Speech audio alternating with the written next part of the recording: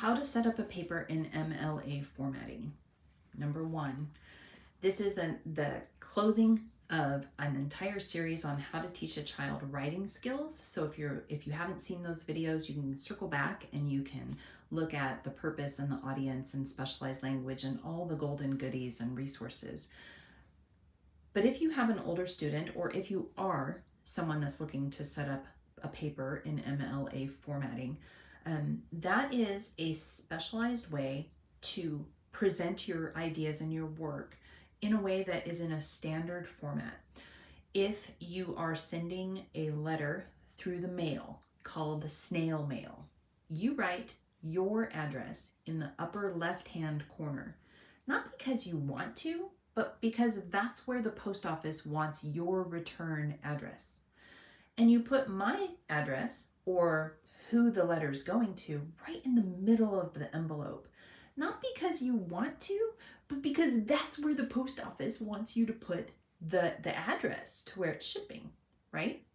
Well, MLA format is just like that. You may not want to format your paper in this way, but your professor needs it that way so that as they are dealing with dozens and dozens and dozens of papers, everything is right where they expect it and they can just focus on your ideas.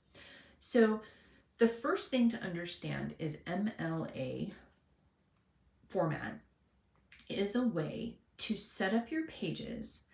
I would recommend that you set up a template, something that you copy, and then you start a new document every time you write a new paper in MLA formatting.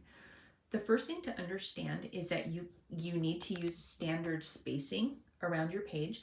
Now I have a resource down below for you that has an activity for you to actually take a piece of paper and to turn it into properly formatted MLA. And I recommend that you do that as an exercise.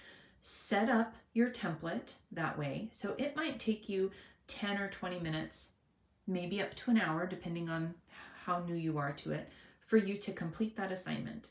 But then save a copy of it as your MLA master.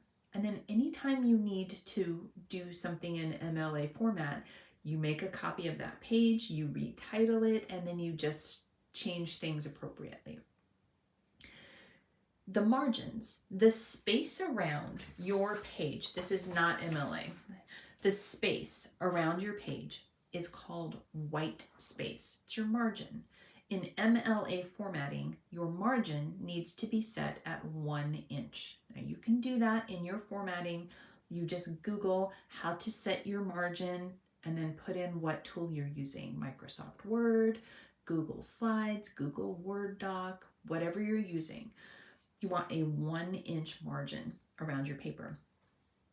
The next thing is that you will use a certain size and style font, the typing on your paper in an MLA paper, because it will destroy your professor or your teacher or your mom's eyes if this one is in fancy font and this one is in all uppercase. So they want it standard so they can just concentrate on your ideas.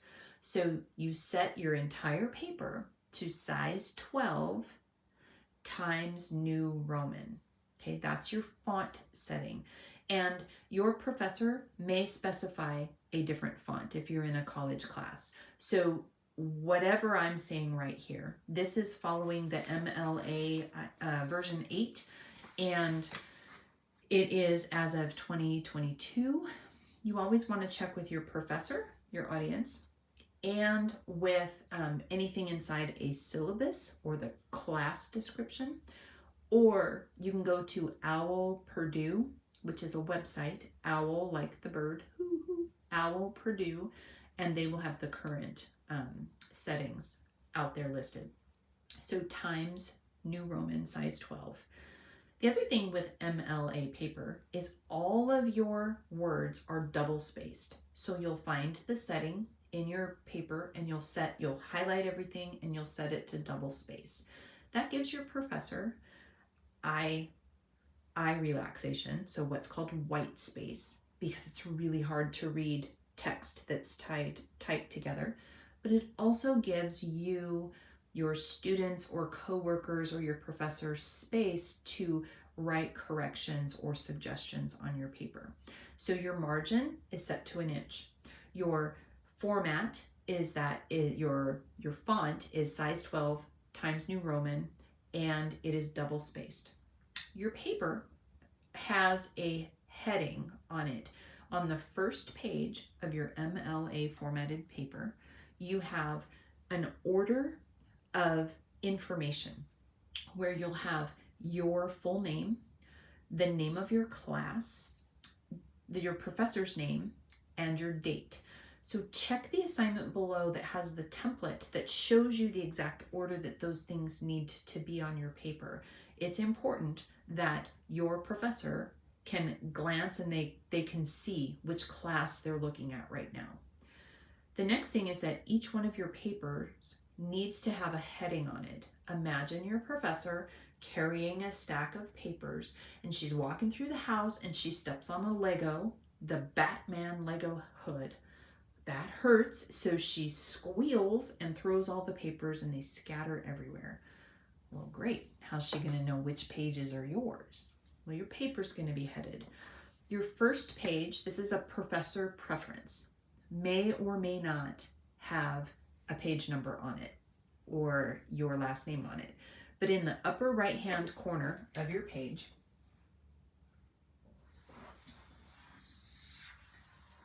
so you will have your heading, you will have your paper in double space. In this upper right-hand corner, a 1/2 inch from the top, you will have your last name and the page number. And you set that up inside your headings section. Again, you just how to set up a header with page numbers in, and then whatever application you're using. So 1/2 inch down. This is where it's a professor preference. Some professors don't want your first page to have a page number on it because your heading is already there, so they don't need to know it's your paper. But all of your professors will want from page 2 on to have the proper heading on it, and the proper heading will be your last name and the page number for every page in your paper. So again, how to set up a paper in MLA format. It may or may not become second nature to you. That will depend on how much writing you do. If you do a lot of college level writing, you will become very familiar with MLA formatting. I suggest that you practice and you set up a page once, create it as a template, and then every time you need to write a paper, you just make a copy of that document and then you edit it, change the date, change the professor's name, change whatever class it is, do all your writing, and then it's already set for you. Does that make sense? So if you've been with me with the series of how to teach a child writing skills, there is the link below. And even if you're just here to be hearing about MLA formatting, know that I will do many videos in the future on how to set up a paper for MLA, and I will go specifically into each one of those details. So if this is applicable to you, subscribe and hit the bell so that you don't miss those in the future. Otherwise, happy writing.